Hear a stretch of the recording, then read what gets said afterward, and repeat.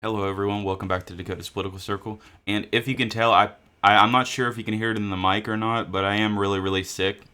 So I just wanted to let you guys know that in advance, just in case it does pick up on the mic.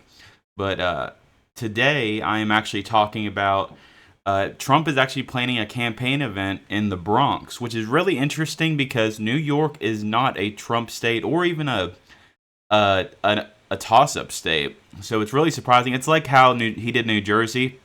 And the reason I think he's doing this is purposely because he's getting a lot of attention, and also he is standing trial in New York as well. So I think the reason he's doing these types of events is to get publicity. And the reason is because not a lot of news sources like talking about Trump much unless it goes into like a bad light. So him campaigning in these states, like if he campaigned in California, it would be all over the news. Even though he's not going to win California regardless. I think this just makes him more well known to the public. And it also shows that he doesn't want to just stick to the swing states. He wants to like show support in these blue states. It just shows he's like a man of the people, I guess. That's the reason I think he's campaigning here. Now, at the same time, he should campaign in the swing states no matter what. But it's not bad to campaign in these states sometimes. It helps his influence. It helps him possibly get the popular vote, get more support. So I think it's a good advantage for him, especially if we had a popular vote in this nation. I mean, if we had like if this country was determined by popular vote, I think more presidents before would have probably campaigned in a lot more bluer states, mainly because it gives them more support in the population. But yeah, I just want to talk about this. So I'll read a little bit of it. So the former president is sought to make some political appearance in New York as he stands trial in New York. I believe it's it'll probably say down here what case it is. Former President Donald Trump, who has been spending much of his time recently as a criminal defendant in Manhattan courtroom, will be in a different New York borough next Thursday, when he will hold a campaign event in the Bronx. The gathering is scheduled to take place in Crontona Park. Okay, let me just go down a little bit just to see if there's anything else to talk about here. Discussing an event in the Bronx for weeks. I don't think it talks about the. Oh yes, it does talk about the criminal chase.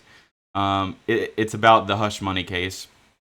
So that's what I thought it was about. It's about the hush money case is the one in New York that he's standing trial in, and that's mostly what he's talking about. It's just talking about how he's campaigning in the Bronx and stuff, which is, I mean, it's an advantage definitely for certain circumstances because it shows he's in a good light, I guess you could say. But yeah, I also wanted to show this. So I just want to show this for fun, just to show you guys. So Trump didn't win New York, obviously. He lost it by 60% to 37%, and only 37% of New York even wanted Trump, and even the red areas. There's literally not many red areas. Now, I think him campaigning in New York could make it, like, I would say, a little bit more competitive. Like, he could possibly be down by, I don't know, like 8 or 7 in New York by the end of the day. He's not going to win New York regardless, but I did want to show this anyway. I think he could bolster support by going to New York. It definitely can win him the popular vote, definitely. I think this helps him with the popular vote no matter what. But he's not going to win New York regardless. And I also want to show this. The Bronx is right here. So the Bronx is a heavy Democrat county. I believe it's I'm not too big on New York, so I'm not sure how it works. I think it's called a borough. But yeah, 83% for Joe Biden and 15% for Trump. So the Bronx really does not like Trump. But if he can get people to show out in the Bronx, just like he did in New Jersey, that's a big advantage for Trump, especially with the media, because it'll show a good light in Trump. So I think it's a good advantage, definitely, and it will help him in the long run with the popular vote. Now, with winning the state, it's not going to happen. I think this is more like for media attention. I think that's what he's doing here. And this is why. So, like New York in general, as of right now, which is surprising a little bit. Trump, I mean, the most recent poll for New York is a 10+ Joe Biden lead, which is kind of surprising because it's New York City.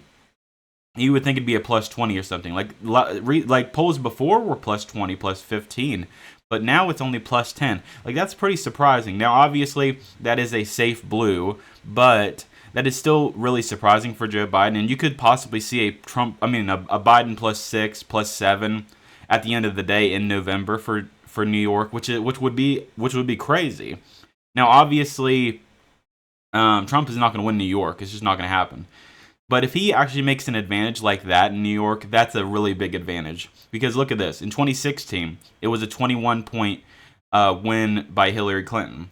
In 2020, it was a 23-point win by Joe Biden. If he even gets 10 in New York, that is a really big advantage for Trump. I just want to look at this real quick. I'm curious what the recent polls were in 2016. It was plus 17, plus 24. So it was pretty accurate on polling. And in the 2021, it was well, actually, it was a little bit below average, at least based on the last polls. But still, I don't think Trump can win in New York regardless. But if it is a Biden plus 10, you could possibly see a Biden plus 5, a Biden plus 6 by the time November comes around. And that's a big advantage for Trump because that will solidify his popular vote victory. It will definitely win him some other states because of the popularity from Trump, and basically solidify him no matter what as president of the United States. Now, obviously, he doesn't need to win the popular vote. Everyone knows you don't need the popular vote to win the presidency. It just gives you an advantage in some aspects, so people won't hate you as much. I know it's controversial to win the election without the popular vote nowadays. So if Trump does win the popular vote, if someone gripes about it, you don't have anything to say at that point, basically. You don't have an argument.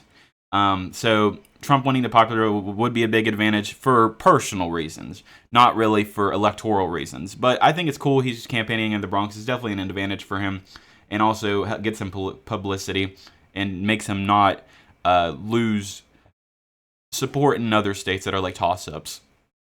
And also, let me show you this, guys. So Trump's actually leading by 1.1 in the polls. He has not dipped in a while from now. He hasn't dipped low since April 10th. So I just don't see Trump going down anytime soon. He's just going up and up and up. And the only reason he's going down whatsoever is because of certain polls that have him either in ties or Biden plus something. And then we get polls that are pretty accurate that are like Fox News plus 1 Trump.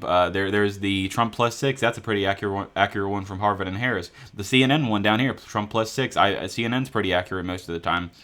Let me look at Harvard and Harris. I believe they're pretty accurate. Now they're really Trump heavy, so I wouldn't say they're like an independent poll, but I would trust CNN a little bit more. CNN definitely more accurate with stuff. And Fox News is definitely accurate. Fox News is really accurate with polling, even though it's Fox News. They're really accurate with polling. And seeing Trump lead most of them is definitely an advantage. So yeah, I think that this is a great advantage for Trump in the election. If he wins the popular vote, he's winning the Electoral College. And before I end this, I want to show one more thing. So the battlegrounds as of right now, Trump's leading by over 3 points. He's doing really well in almost every single popular state, in almost every single battleground state, and he is just doing amazing. Like, there's only like a couple of states that he's close in, and it's mainly just Michigan and Wisconsin. I think Wisconsin has an outlier poll. Yeah, if Quinnipiac Crap didn't have this poll, he would be up more in Wisconsin. This poll is just dumb. Quinnipiac has the worst polls. Like, you gotta understand. Some people will defend Quinnipiac. I've seen on Twitter where so many people defend them, and then they won't defend. They'll go against the other poll. Let me find it here. I can't remember exactly what it's called. Let me go to the 5-way. It's called Rasmussen. So Rasmussen is definitely a heavily Trump poll, and they admit that. But they won't admit Quinnipiac is a hard Democrat poll, because sometimes they have tied and stuff like that. But at the same time, you got to remember, this is a hard Democrat poll. If Quinnipiac has like Biden plus 1 or Trump tie or tied or even Trump up, Trump's definitely up big in general if that's the case. I also want to show Michigan. They're also kind of close right now. This one's a little bit more accurate. I believe this a little bit more. I think Michigan is getting closer. because like there's a Biden +1, Trump +1. Like this is more accurate in my opinion than the Wisconsin Quinnipiac crap poll ruining the average. So I actually believe this average more than the Wisconsin one. I think Michigan's probably the closest state as of right now in the election. Speaking of battleground states.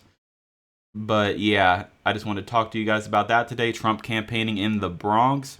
It's crazy to think that he's campaigning in the Bronx. I don't believe he campaigned in New York whatsoever when it came to the 2016 election. I don't remember exactly because it's been a long time. But I don't believe he campaigned in New York. And if he did, it was a very short time. I know he announced his presidency in New York, but I'm not sure if he campaigned in New York itself. But yeah, guys, I hope you guys enjoyed this video. Sorry if I do sound sick. I'm definitely sick. I've been sick for the past week. But hopefully that gets better. But anyway, guys, I saw that we did hit over 200 subscribers. I believe it's 220 now. We're on that road to 500 subscribers. I'm really happy you guys are supporting this channel. I'm trying my best, doing the best that I can for this channel. I really love making these videos for you guys. It's just really awesome. I love politics and everything. I'm glad you guys support it. I hope you guys do watch more videos.